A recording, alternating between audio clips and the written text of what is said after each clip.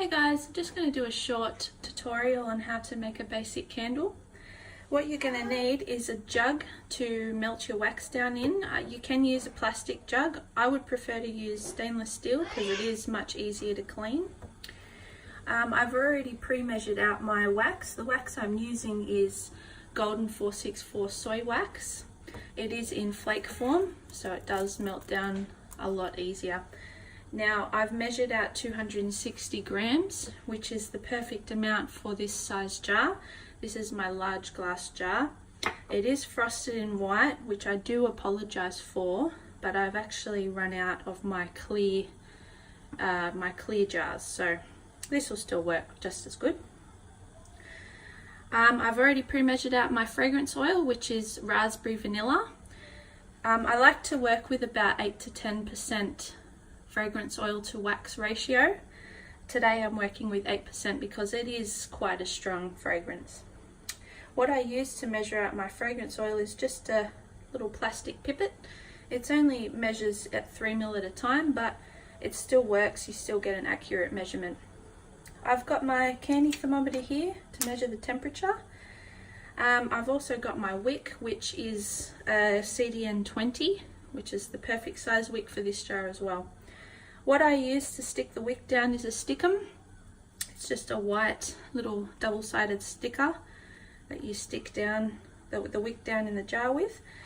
You can use the melted wax, but you can use the melted wax on the base of the wick, but what I find is once you get closer to the base of the candle and the wax starts to melt right down to the base, it will lift. So that's why I prefer to use the stickum. It sticks it right down, right to the finish, so much more effective I find.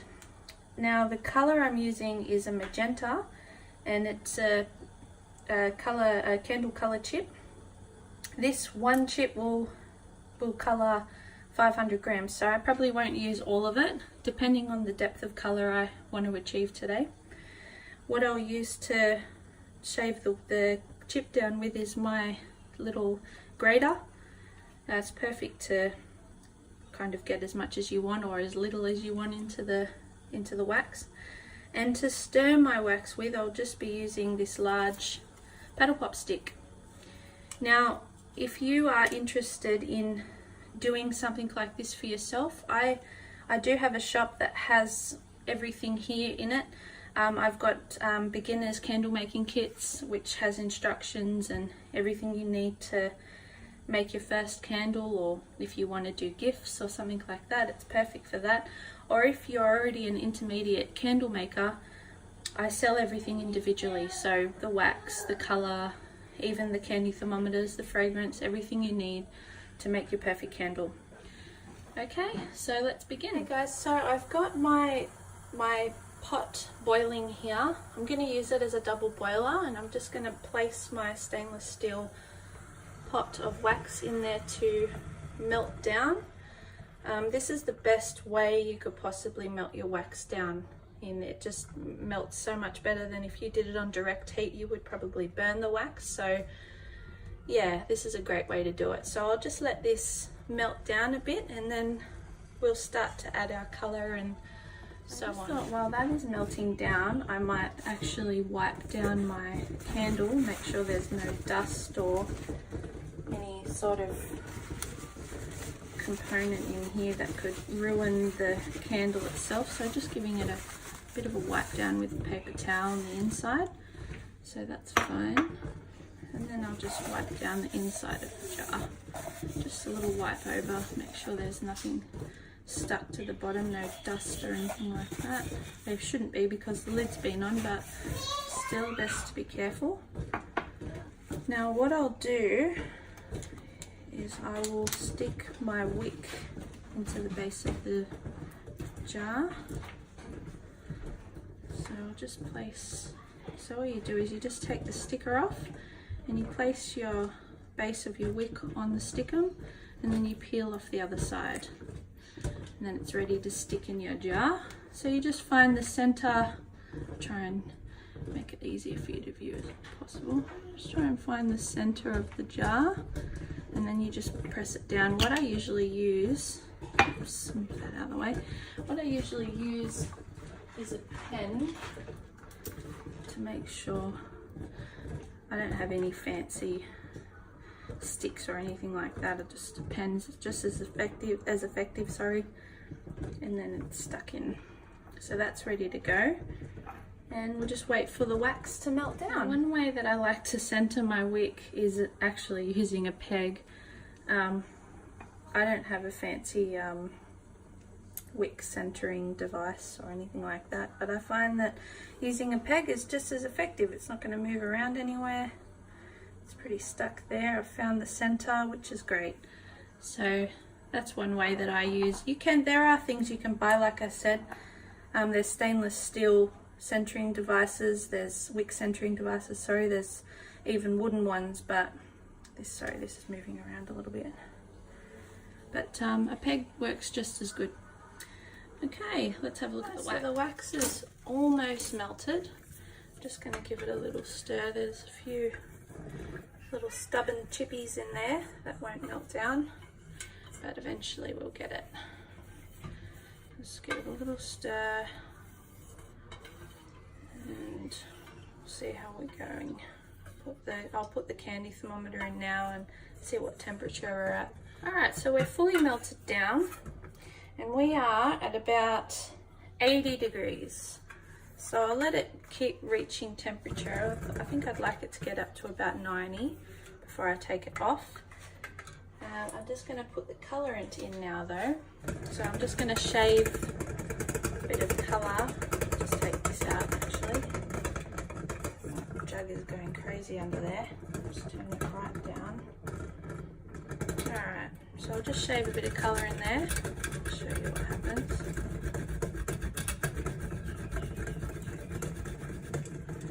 I don't really want a very dark candle. Very dark pink coloured candle. So I've used about half a chip, and I'll show you in a second how to test what your candle colour will look like once it's dry, because obviously while it's wet it's going to look a completely different colour. So I'll just put this aside and give it a little mix up. A nice little mix up. It's a nice light pink colour. It's all over the thermometer as well. Nice light pink, beautiful colour. I really like this colour.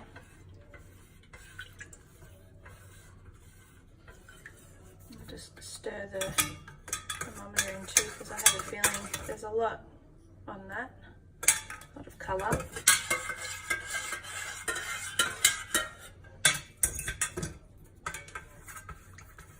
You usually just stir it up for about 2 minutes, make sure it's fully incorporated. Okay, so the way that I test what the colour will look like once the candle's done is I just get a plain piece of paper and I just drip a bit of the wax onto it. And once that sets, that'll determine what colour you'll have once your wax is dried. So I'll just put this in the freezer. I'll bring it back and I'll see if I like that colour depth. Okay, so I've just pulled this out of the freezer and that's the colour that we'll get. I don't know if you can see. That's the colour that we'll get once the candle's set. So I don't mind the colour. I think it's a nice light pink colour. I don't really want to go with a deep pink colour because it does have vanilla in it. So to me this reminds me of raspberry vanilla. So yeah, I'm happy with that. Okay, so I've just pulled the wax out of the pot and I'm just letting it cool down to about 75 degrees. Once it cools down to that temperature, I'm happy to add the fragrance oil in. You don't want to add the fragrance in too early, as in the wax being too hot, because you will burn off the fragrance oil before the wax cools down. So we want to keep in as much fragrance oil as we can within the wax, so we'll just put it in at a cooler temperature, but not too cool, so 70 degrees is pretty good. So I'll just bring you back when we're at about 75 degrees. So the wax has cooled down to 75, wax. I'm going to add in my fragrance oil now. How I add it in is I just pour it down my mixing stick, so that's to avoid as many bubbles as possible. So just pour it down my mixing stick, make sure I get all the fragrance oil out and in, and give it a nice stir. So we'll stir it for about 2 minutes, make sure the fragrance oil is fully incorporated.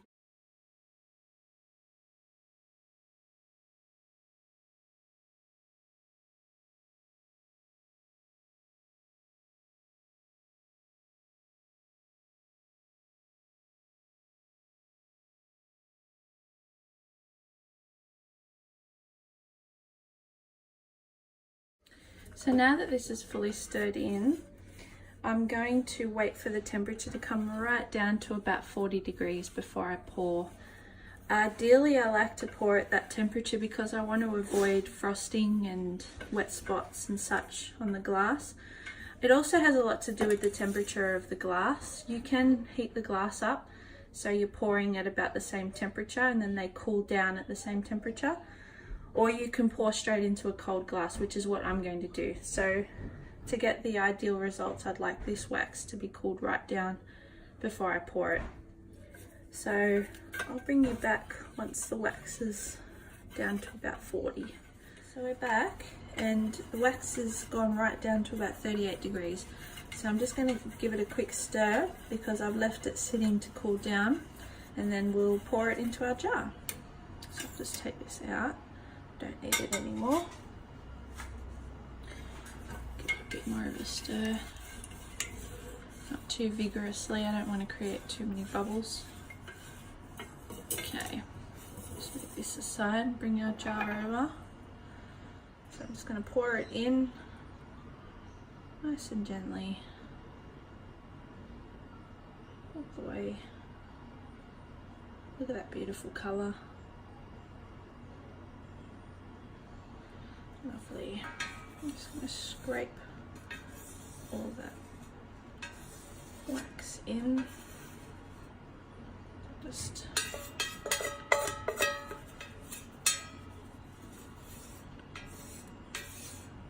a little bit more wax in there. Beautiful.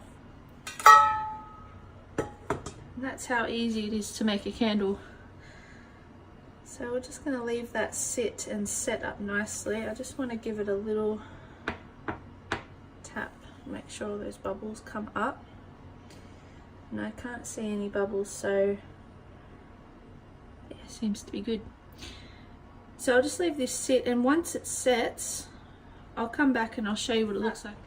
I won't actually burn the candle for 24 hours. So we're back 24 hours later, and the wax has set perfectly.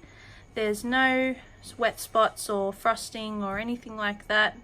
If you can see on the candle, the color is exactly what I imagined it. That really nice light pink color. Sorry. I've already pre-cut the wick, so it's about 1 centimeter above the wax line, so you don't want to go much more than that. You can go a little bit less than that, but you want to give the flame room to run down to the wax. Let it build up a bit. So I forgot to mention earlier on in the video that the wick that I've chosen for this candle is the appropriate size for the diameter of this jar. So when it burns after about an hour or two, the wax should start to melt and reach the edge of the jar, which will mean it'll travel down perfectly.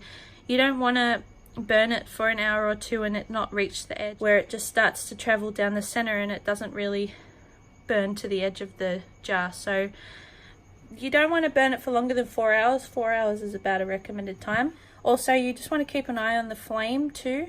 When you choose the right wick size for your candle, you should have a pretty consistent flame that's not spitting or really large or dangerous, if anything. So yeah, it should be a nice consistent flame. And yeah, so if you're happy with this tutorial, please give me a thumbs up. Subscribe if you haven't already subscribed. And I'll see you in my next video. Take care. See ya.